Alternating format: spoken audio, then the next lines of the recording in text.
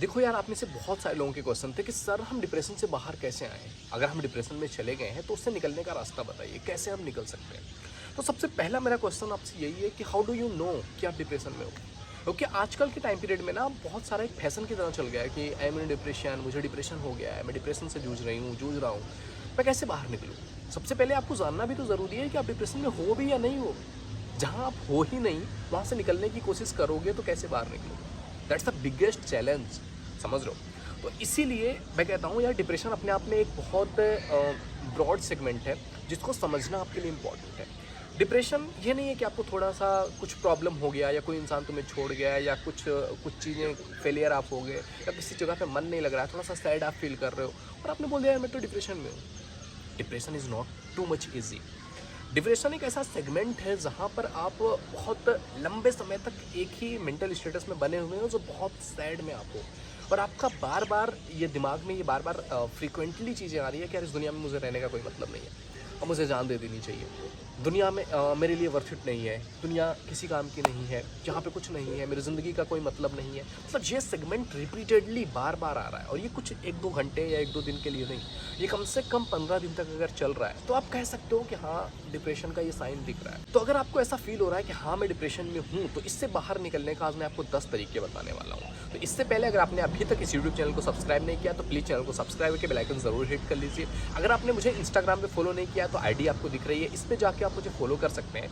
सबसे बड़ा बेनिफिट ये है कि मैं यहाँ पे डेली 10 PM पे लाइव आता हूँ, तो आप मेरे साथ कनेक्ट हो सकते हैं और आपके जो भी क्वेश्चन है आप मेरे से 1 to 1 बैठ के बात कर सकते हो और अगर कुछ प्रॉब्लम है तो डेफिनेटली वो सॉल्व किया जा सकता है। ओके, तो चलो स्टार्ट करते हैं। तो दोस्त, अगर आप ये फील कर रहे हो कि मैं डिप्रेशन में हूँ, तो सबसे पहला काम आपको ये करना है, सीक प्रोफेशनल हेल्प।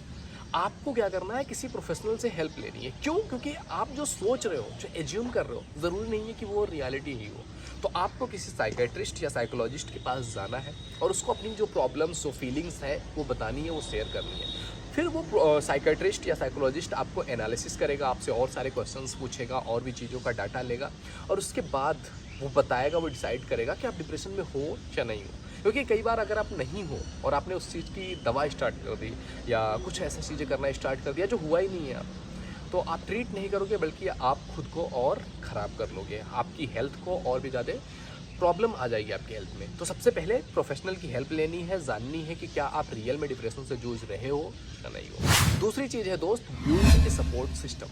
एक सपोर्ट सिस्टम अपना बनाओ। आपके कुछ अपने होंगे, आपके कुछ इंडिविजुअल्स होंगे जिनके साथ आप अपनापन फील करते होंगे कि ये मेरे अपने हैं, तो उनके साथ आपको अपनी प्रॉब्लम्स जो भी आप फील कर रहे हो वो चीज़ें शेयर करनी है कि हाँ मैं इस प्रॉब्लम में हूँ और इस तरह की फीलिंग्स मेरे अंदर आ रही हैं और मैंने साइकेट्रिस्ट को भी दिखाया है, तो ये प्रॉब्लम है, तो ये आप मेरी हेल्प कर सकते हो या मेरे साथ रह सकते हो। तो जब एक सपोर्ट सिस्टम होता है तो वो आपको पावर देता है, वो आपको एनर्जी देता है कि हाँ यार, जो भी प्रॉब्लम्स हैं ये मेरे अपने हैं, ये मेरे साथ होंगे। तीसरी चीज़ है एक्सरसाइज एंड न्यूट्रिशन। अगर आप डिप्रेशन से जूझ रहे हो तो एक्सरसाइज आपको वहाँ से बाहर निकलने के लिए बहुत हेल्प कर सकता है। आपको आपकी बॉडी को फिट रखना पड़ेगा ताकि आप कम से कम फिजिकल लेवल पर फिट रह सको। तो जब आप फिजिकल फिट होते हो तो उसका इम्पैक्ट आपके माइंड पर भी पड़ता है कि आपकी माइंड भी अच्छे तरीके से काम कर रहा होता है। मैक्सिमम टाइम पर यह देखा गया है कि अगर आपका खान पान, आपकी फिजिकल बॉडी अच्छे तरीके से वर्क कर रही है तो आपका माइंड भी अच्छे तरीके से वर्क करता है, या जो भी प्रॉब्लम्स आपके माइंड में आ रही है ना, आप उसको बड़ी जल्दी एनालिसिस कर पाओगे और उसको ठीक करने में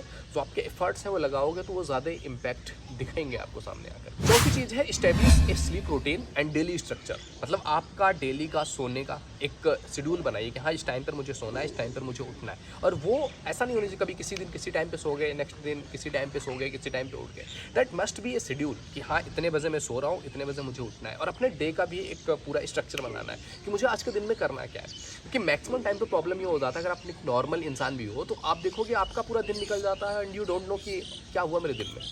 लेकिन अगर आपने अपने दिन को प्लान कर रखा है कि यार आज मैं सुबह उठूंगा, ये करूंगा, ये करूंगा, ये करूंगा, ये मेरे दिन के काम है, और आप जब सुबह उठ करके देखते हो कि ये मुझे करना है और आप एक एक करके वो काम पूरे कर रहे होते हो, तो it gives you the feeling of satisfaction कि हाँ यार आज मैंने इतने इतने सारे काम किए हैं, तो मैं ठीक ठाक से अपने काम कर पा रहा हूँ, तो मैं एक अच्छे स्टेट में हूँ।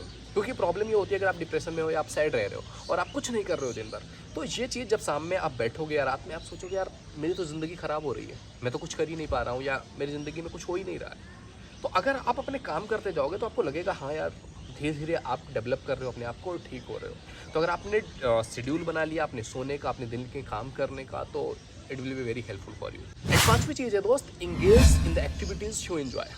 जो काम करने या जो हॉबीज़ आपको परस्यू करने में मज़ा आ रहा है, आप इंजॉय करते हो, कुछ खेलना हो गया, म्यूज़िक सुनना हो गया, बाहर घूमना हो गया, जो भी चीज़ आप इंजॉय कर रहे हो, अगर आप अपने डिप्रेशन के फेज़ में वो चीज़ें करना स्टार्ट करते हो तो वो आपको एक फीलिंग ऑफ हैप्पीनेस देता है कि यार हाँ मज़ा आ रहा है लाइफ में।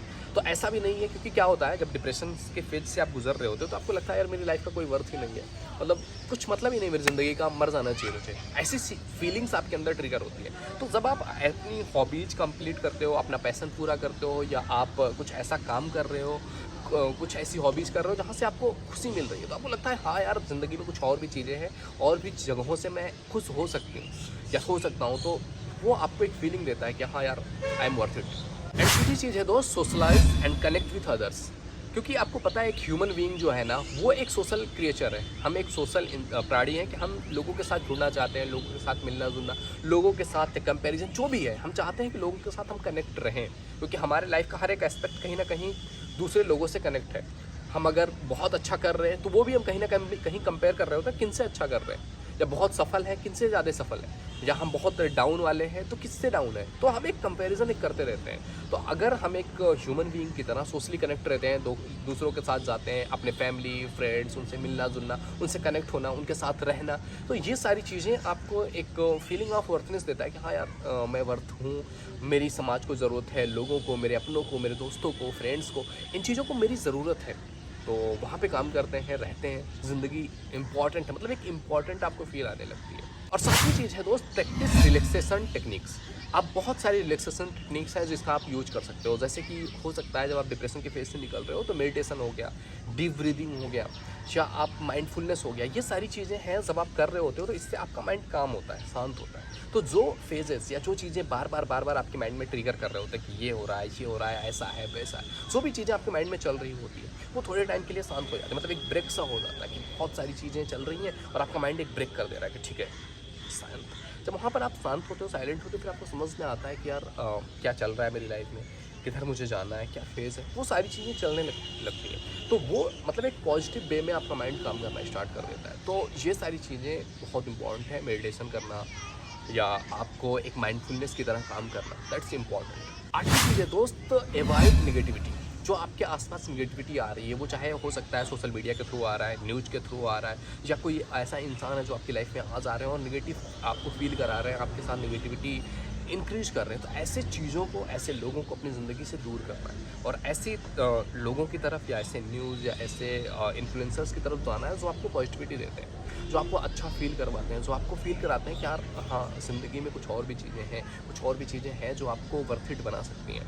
तो दैट्स इम्पॉर्टेंट। नौवीं चीज़ है, सेट रियलिस्टिक गोल्स। आप अपनी ज़िंदगी में कुछ कर रहे हो या आपका कुछ ड्रीम है तो उसके कुछ रियलिस्टिक गोल्स आपको क्रिएट करने होंगे कि हाँ यार अगर मुझे यहाँ तक पहुँचना है तो आज के लेवल पर मैं क्या कर सकता हूँ। तो उसमें आपको फ्रैक्शंस में बांटना होता है ड्रीम्स को कि हाँ आज इतना करना है, कल इतना करना है। तो आप जब वो चीज़ें, वो काम पूरे करते जाते हैं छोटे छोटे टुकड़ों में बांट करके, तो ये आपको फीलिंग देता है कि हाँ यार आप सफल हो रहे हो, आप सक्सेस हो रहे हो लाइफ में।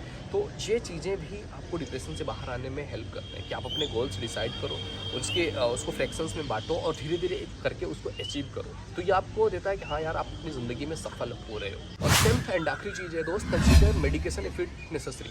अगर आप किसी साइकेट्रिस्ट के पास जा रहे हो, साइकोलॉजिस्ट के पास जा रहे हो और वो आपको रिकमेंड कर रहा है कि यार आपकी जो सिचुएशन है या डिप्रेशन का जो लेवल है वो बहुत ज़्यादा बढ़ चुका है और आपको मेडिकेशन की ज़रूरत है, तो वो भी आपको स्टार्ट करना ज़रूरी है। अगर वो बहुत लेवल तक आप पहुंच चुके हो और वहाँ से आपका माइंड ऐसे प्रैक्टिस करते हुए चीज़ें सॉर्ट आउट नहीं हो रही हैं तो आपको मेडिकेशन की भी ज़रूरत है। बट ये होना चाहिए साइकेट्रिस्ट के थ्रू कि वो आपको सजेस्ट करे कि हाँ इस फेज़ में आपके लिए ये चीज़ इंपॉर्टेंट है। तो वो रेगुलर मीटिंग्स होनी ज़रूरी है जिससे कि आपको पता चल सके कि आप किस फेज से किस फेज तक पहुँच चुके हो और ये आप खुद से नहीं पता कर पाओगे। तो इसके लिए साइकेट्रिस्ट की ज़रूरत है, तो वो आपको बताएगा कि हाँ यहाँ से यहाँ तक इस मेडिकेशन की ज़रूरत थी। तो इस तरीके से कंटिन्यू करते करते अगर आपने इन सभी चीज़ों को फॉलो किया तो डेफिनेटली आप एक जो फेज़ जहाँ पर आप बहुत ज़्यादा सैड थे, बहुत ज़्यादा डिप्रेस्ड थे, उस फेज से आप निकल सकते हो और आगे बढ़ सकते हो। तो ये चीज़ें फॉलो करोगे क्योंकि हर एक इंसान का अपना एक अलग वे होता है किसी चीज़ से ऊपर आने का या कभी डिप्रेशन में है तो उससे बाहर निकलने का।